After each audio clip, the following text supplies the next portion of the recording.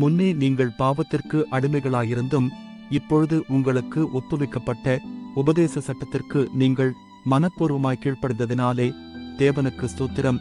பாவத்தினின்று நீங்கள் விடுதலையாக்கப்பட்டு நீதிக்கு அடிமைகளானீர்கள். ரோமருக்கு எழுதின நிருபம் 6வது அதிகாரம் வசனங்கள் 17 மற்றும் 18.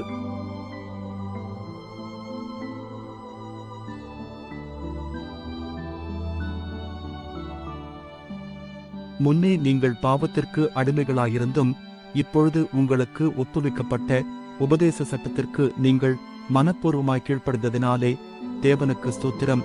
பாவத்தினின்று நீங்கள் விடுதலையாக்கப்பட்டு நீதிக்கு அடிமைகளானீர்கள். ரோமருக்கு எழுதின நிருபம் 6வது அதிகாரம் வசனங்கள் 17 மற்றும் 18.